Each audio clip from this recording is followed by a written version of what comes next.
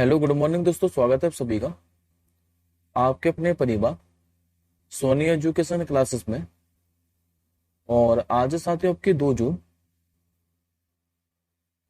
और आज हम लोग 2 जून से बनने वाले जितने भी आपके मोस्ट इंपॉर्टेंट करंट अफेयर्स के प्रश्न बने हैं, इन सभी प्रश्नों को हम लोग एक्स्ट्रा फैक्ट सहित और डिटेल के साथ डिस्कस करेंगे। तो आप सभी साथी पूरी क्लास में आखिरी तक बने रहिएगा।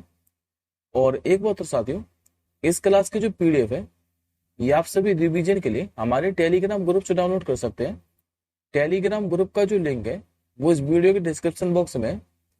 तो चलिए साथियों, सबसे पहले मैं एक बार आपको फटाफट से मात्र 2 मिनट के अंदर 1 जून के करंट अफेयर्स को क्विकली रिवीजन करा देता हूँ। उसके बाद हम लोग आज के क्वेश्चनों को डिस्कस करेंगे। तो जैसा कि साथियों लास्ट क्लास के अंदर मैंने आपको पढ़ाया था कि अभी वर्ष 2024 से लेकर 26 तक के लिए जो कोलंबो प्रोसेस है इसकी अध्यक्षता किसने संभाली है। तो साथियों जो कोलंबो प्रोसेस है ये 2003 में इसकी स्थापना के बाद ये पहली बार है कि भारत ने इसकी अध्यक्षता संभाली है। अब ये बहुराष्ट्रीय सैन्य अभ्यास जिसका नाम है रेड फ्लैग 2024, इसका जो आयोजन है यह भी किस देश में किया जा रहा है, तो अमेरिका के अंदर। और इसमें साथ ही भारतीय सेना की तरफ से गुरुवार को एक सैन्य टुकड़ी और जो राफेल विमान है ये अमेरिका के अभी अलास्का पहुंचा है।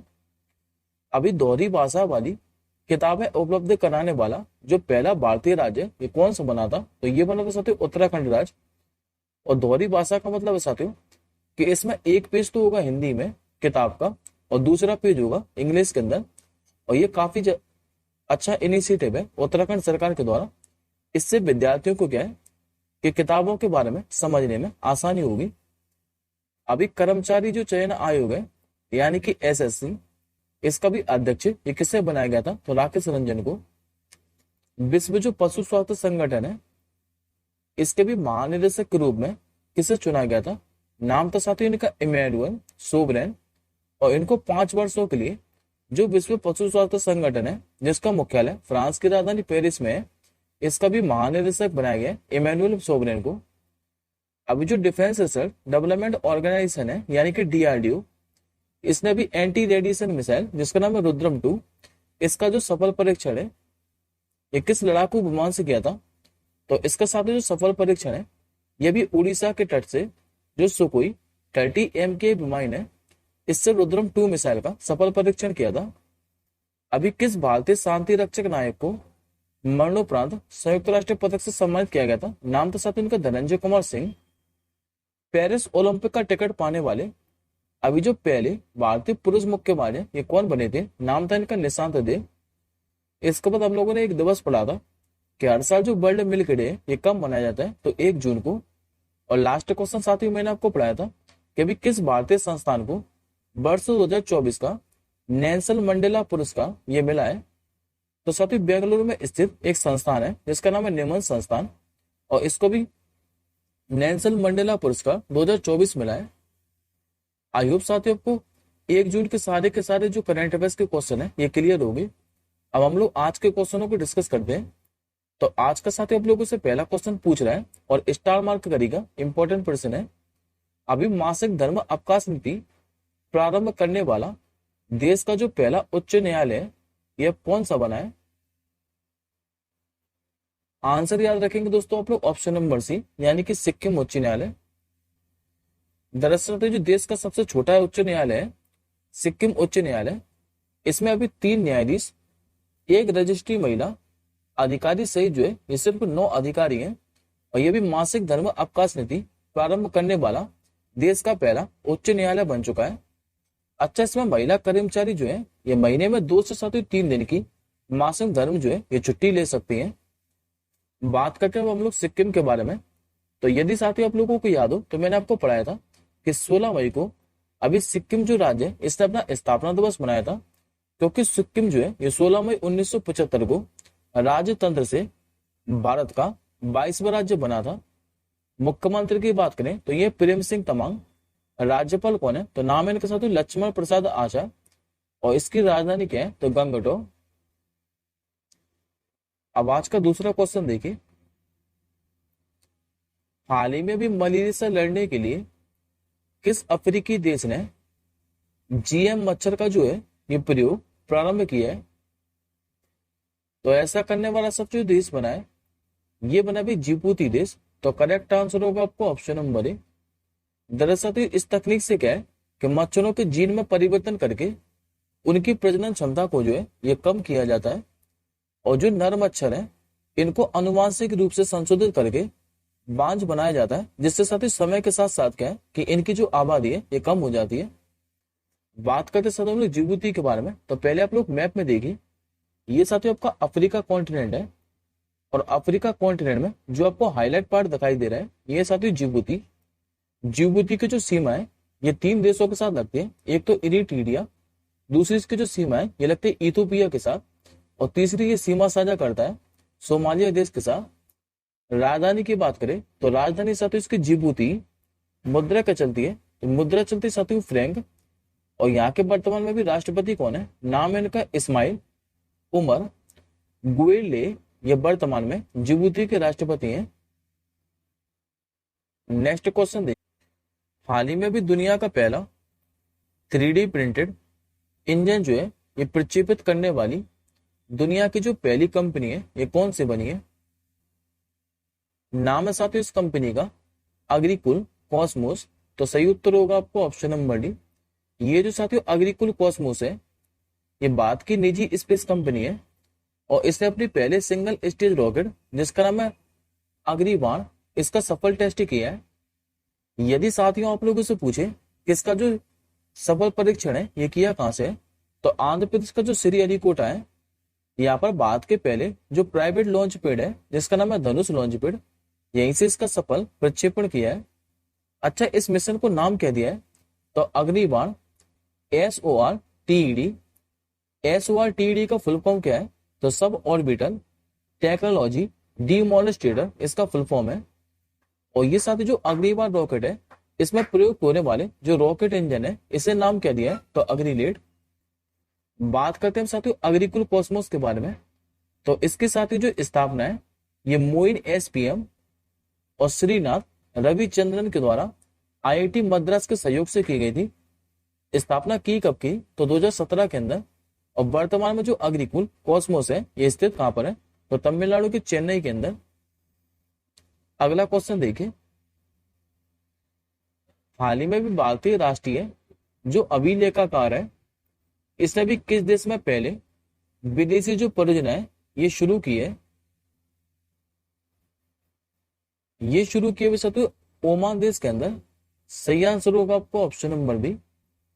दरअसल तो जो भारतीय राष्ट्रीय अभिलेखाकार है इसने अपनी पहली जो अंतरराष्ट्रीय परियोजना है जिसका नाम है द ओमान कलेक्शन इसको पूरी कर ली है। और ये जो द ओमान कलेक्शन परियोजना है इसका उद्देश्य क्या है, तो 1838 से ओमान में जो रह रहे भारतीय प्रवासी हैं इनके दस्तावेज को डिजिटल बनाना और संरक्षित करना है। जबकि साथ ही जो ओमान की राजधानी है मस्कट, यहाँ पर भारतीय दूतावास में आयोजित इस परियोजना में गुजरात के 32 भारतीय परिवार जो है ये शामिल थे, जिसमें से अंग्रेजी अरबी गुजराती और हिंदी में 7,000 से अधिक दस्तावेजों को जो है ये डिजिटल किया गया है। पहले साथ ही हम लोग भारतीय राष्ट्रीय अभिलेखागार के बारे में बात करते हैं, उसके बाद हम लोग ओमान के बारे में मैप से डिस्कस करेंगे। तो पहले तो आप लोग याद रखिएगा जो भारतीय राष्ट्रीय अभिलेखागार है ये संस्कृत मंत्रालय के तहत एक संबद्ध कार्यालय है। और इसकी जो स्थापना है ये 11 मार्च 1891 को हुई थी कोलकाता में। तब इस साथ ही इंपीरियल रिकॉर्ड विभाग के रूप में की गई थी। और वर्तमान में इसके महानिदेशक कौन है, नाम इनका अरुण सिंघम। अब बात करते हैं हम लोग ओमान के बारे में, तो पहले साथ ही मैप में लोकेशन देखें ओमान की। ये आपको साथ ही जो दिखाई दे रहा है हाईलाइट पार्ट यही है ओमान। ओमान की जो सीमा है ये 3 देशों के साथ लगती है। एक तो सऊदी अरब, दूसरी इसकी जो सीमा लगती है ये लगती है UAE के साथ यानी कि यूनाइटेड अरब अमीरात के साथ। और तीसरी इसके साथ जो सीमा लगती है ये लगती है यमन देश के साथ। यहाँ की अगर राजधानी की बात करें तो यह है मस्कट, जो कि मैं आपको बता चुका हूँ। मुद्रा क्या चलती है, तो ओमानी रियाल। जबकि वर्तमान में यहाँ के सुल्तान कौन है, नाम इनका हैतन बिन तारिक। ये वर्तमान में ओमान के सुल्तान है। अगला क्वेश्चन देखिए, अभी क्लासिकल चेस में भारत के जो R प्रज्ञानंद है इन्होंने पहली बार किसे हराया है। तो साथियों पहली बार आ रहा है आर प्रज्ञानंद ने। तो ये नॉर्वे के जो नंबर 1 चेस खिलाड़ी हैं, नाम है जिनका मैग्नस कार्लसन, इन्हीं को इन्होंने हराया है। तो आंसर होगा आपको ऑप्शन नंबर सी। दरअसल भारतीय जो ग्रैंड मास्टर है आर प्रज्ञानंद, इन्होंने नॉर्वे के जो शतरंज टूर्नामेंट है, यहाँ पर दुनिया के नंबर 1 खिलाड़ी जो मैग्नस कार्लसन है, इन पर अपनी पहली क्लासिकल गेम में जो है ये जीत दर्ज की है।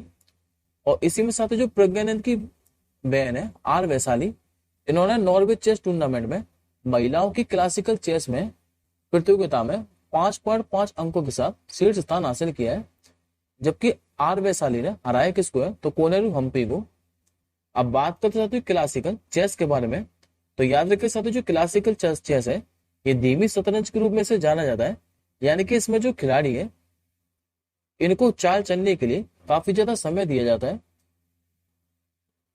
अब एक बार साथियों आप आज के ज्ञान के अंदर देखिए, ये सारे के सारे जो क्वेश्चन है ये काफी ज्यादा महत्वपूर्ण है। आपको एक नया क्वेश्चन इसमें डेफिनेटली एग्जाम में देखने को मिलेगा। यदि आप लोगों से पूछे कि भारत के पहले जो ग्रैंड मास्टर है ये कौन बने थे, तो ये साथियों 1988 के अंदर बने थे। नाम था इनका विश्वनाथ आनंद। यदि आप लोगों से पूछे कि शतरंज में पहली महिला जो भारतीय ग्रैंड मास्टर है 2001 में ये कौन बनी थी, नाम था साथियों इनको शुभा रमन विजय लक्ष्मी। और अभी हम लोगों ने रिसेंटली पढ़ा है कुछ दिन पहले कि भारत के जो 85वें अभी शतरंज ग्रैंड मास्टर है ये कौन बने थे, तो तमिलनाडु के पी श्याम निखिल, ये भी भारत के 85वें शतरंज ग्रैंड मास्टर बन गए। अगला क्वेश्चन देखिए, हाल ही में चर्चा में रहे नासा के जो मैगलन मिशन है इसका संबंध किससे है, तो इस साथ अभी काफी ज्यादा सुर्खियों में बना हुआ है मैगलन मिशन, जिसका संबंध शुक्र ग्रह से है। तो आंसर आप लोग याद रखेंगे ऑप्शन नंबर बी।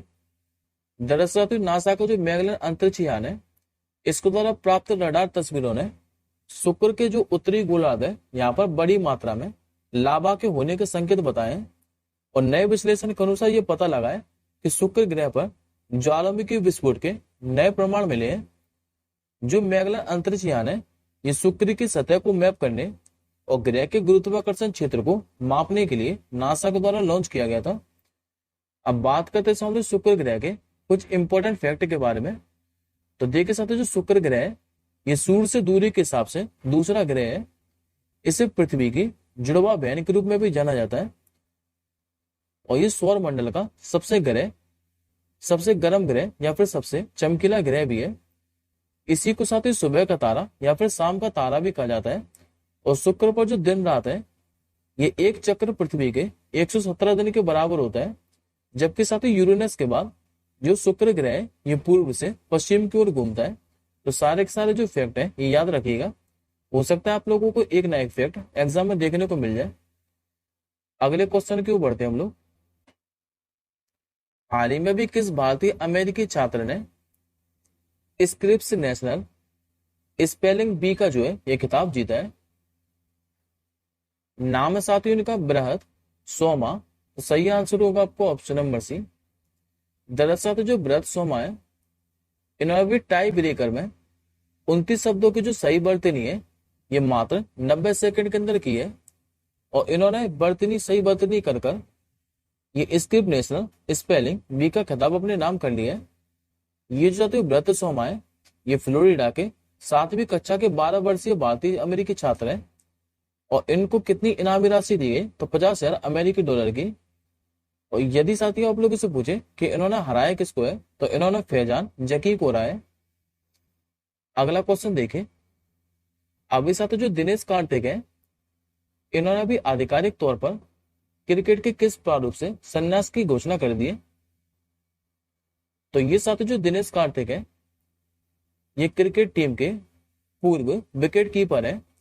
और इन्होंने भी क्रिकेट के तीनों फॉर्मेट से संन्यास की घोषणा कर दी है, यानी कि टेस्ट मैच, एक दिवसीय अंतरराष्ट्रीय और T20 से। तो आंसर होगा आपको ऑप्शन नंबर डी सभी। ये रहे साथियों के सामने इमेज में दिनेश कार्तिक, जिन्होंने भी क्रिकेट के तीनों प्रारूप से अब संन्यास की घोषणा कर दी है। अच्छा साथियों मैंने आपको एक नाम अभी रिसेंटली पढ़ाया था जिनका नाम था सुनील छेत्री। अगर आप लोगों को याद हो तो मैंने आपको कुछ समय पहले पढ़ाया था कि जो सुनील छेत्री है इन्होंने भी अभी अंतरराष्ट्रीय फुटबॉल से संन्यास की घोषणा कर दी है। तो इनका भी आप लोग नाम याद रखिएगा इसी से रिलेटेड कर। अगले क्वेश्चन की ओर बढ़ते हैं हम लोग। अभी कैमरून गणराज्य में भारत के जो अगले उच्चायुक्त है ये किससे नियुक्त किया गया है? नाम है साथ ही उनका विजय खंडूजा। तो करेक्ट आंसर होगा आपको ऑप्शन नंबर सी। ये साथ ही जो विजय खंडूजा है ये अब कैमरून गणराज्य में भारत के अगले उच्चायुक्त बन चुके हैं। बात करते हैं हम लोग कैमरून गणराज्य के बारे में। तो इस साथ आपको जितना भी हाईलाइट पार्ट दिखाई दे रहा है ये कैमरून गणराज्य जो कि अफ्रीका कॉन्टिनेंट के पश्चिम में स्थित एक देश है। यहाँ की अगर आप लोगों से राजधानी पूछे तो ये याउंडे। मुद्रा के चलती है तो सेंट्रल अफ्रीकन फ्रैंक। और जबकि वर्तमान में यहाँ के प्रधानमंत्री कौन है? नाम है इनका जोसेफ डियोन नगूते। ये वर्तमान में कैमरून के प्रधानमंत्री हैं। अभी साथ ही उच्चायुक्त से रिलेटेड क्वेश्चन है तो एक बार पहले आप लोग एडिशनल इन्फॉर्मेशन में देखें। हालांकि अगला जो क्वेश्चन है ये भी राजदूत से संबंधित है। तो पहले आप लोग अन्य देशों में नियुक्त राजदूत को देख लीजिए। जैसे कि भी श्रीलंका में बात के राजदूत कौन है? तो संतोष झा। ऑस्ट्रेलिया में बात के राजदूत कौन है? नाम है इनका गोपाल बागले। फिनलैंड में बात के राजदूत किसे बनाया गया था? हेमंत एच कोटलबार को। और उज्बेकिस्तान में बात के राजदूत बनी थी स्मिता पंत। और रूस ने अभी बात में अपना राजदूत किसे बनाया था? तो विनय कुमार को। अगला क्वेश्चन देखिए। अभी फिलीपींस गणराज्य में बात के जो अगले राजदूत है इसके रूप में किसे नियुक्त किया गया है? नाम है साथ उनका हर्ष कुमार जैन। करेक्ट आंसर होगा आपको ऑप्शन नंबर ए। पहले साथियों मैं आपको एक बात बता दूं, जो राजदूत और उच्चायुक्त है इसमें सबसे बेसिक अंतर है कि जो राजदूत है ये किसी दूसरे देश में एक देश का प्रतिनिधि होता है, जबकि साथ जो उच्चायुक्त है ये किसी दूसरे देश में एक देश का राज्य का प्रमुख होता है। तो याद रखिएगा ये बेसिक अंतर है राजदूत और उच्चायुक्त में। अब बात करते हैं हम लोग फिलीपींस के बारे में। तो मैप मेरे साथ आपको जो फिलीपींस है ये आपको जितना भी हाईलाइट पार्ट दिखाई दे रहा है ये है फिलीपींस। फिलीपींस की राजधानी पूछे तो ये मनीला। फिलीपींस में मुद्रा के चलती है तो फिलीपींस पैसो। और वर्तमान में यहाँ के राष्ट्रपति कौन है? नाम का फर्डिनेंड मार्कोस जूनियर। ये वर्तमान में फिलीपींस के राजदूत है, सॉरी फिलीपींस के राष्ट्रपति हैं। अब एडिशनल इंफॉर्मेशन में देखिए ये भी साथियों अभी किसी ना किसी देश के राजदूत या फिर उच्चायुक्त बने हैं रिसेंटली। जैसे कि भी म्यांमार में बात के राजदूत कौन है? तो अभय ठाकुर। जू फेई होंग ये नाम अभी हम लोग को रिसेंटली पढ़ा है।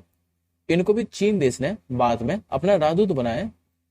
क्यूबा में बात के राजदूत कौन है? तो इनका नाम है टी आर्मस्ट्रॉन्ग चांगसन। जो लिंडी कैमरून है ये ब्रिटेन ने इनको बाद में अपना उच्चायुक्त बनाया।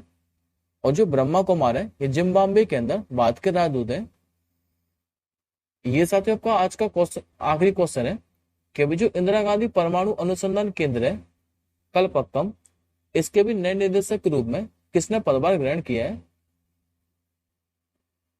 नाम है साथियों इनका चंद्रशेखर गौरीनाथ कराडकर। तो करेक्ट आंसर होगा आपको ऑप्शन नंबर ए। ये रहे साथियों के सामने इमेज में चंद्रशेखर गौरीनाथ कराडकर, जिनको भी इंदिरा गांधी परमाणु अनुसंधान केंद्र कलपक्कम के नए निदेशक के रूप में नियुक्त किया है। ये साथ जो चंद्रशेखरन गौरीनाथ कराडकर है इससे पहले बाबा परमाणु अनुसंधान केंद्र मुंबई में रिएक्टर समूह के निर्देशक थे।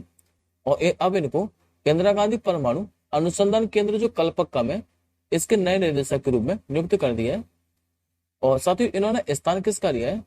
तो याद रखिएगा इन्होंने जो स्थान है डॉक्टर वी वेंकट रमन का स्थान लिया है, जो कि भी 31 मई को सेवानिवृत्त होने वाले हैं। ये आज का साथियों आपका क्वेश्चन ऑफ द डे है कि हाल ही में जो सागा दावा है महोत्सव ये भी किस राज्य में मनाया गया है? इस क्वेश्चन का साथियों आप लोग आंसर कमेंट बॉक्स के अंदर कीजिएगा। और इस क्लास के साथ जो पीडीएफ है ये आप लोग टेलीग्राम से रिवीजन के लिए डाउनलोड कर लीजिएगा। हम जल्दी मिलेंगे अगली क्लास के साथ ही। तब तक के लिए जय हिंद, वंदे मातरम।